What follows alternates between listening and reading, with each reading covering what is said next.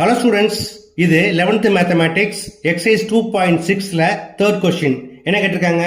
Find the real roots of x power 4 equal to 16. Given that x power 4 equal to 16. இதை எப்படி மாற்றி எழுதிக்கலாம்? x power 4 minus 16 equal to 0.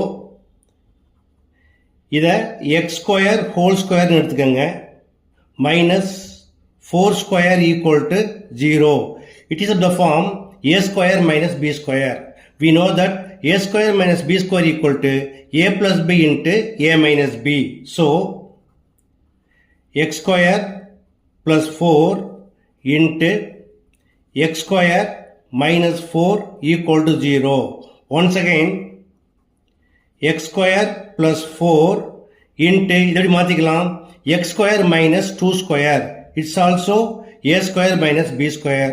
So, it is x plus 2 into x minus 2 equal to 0. இப்போ 0 equate பண்ணுங்க. x square plus 4 equal to 0, which implies x square equal to minus 4. Therefore, x equal to root of minus 4 equal to plus or minus 2i. It is called imaginary roots. Then x plus 2 equal to 0.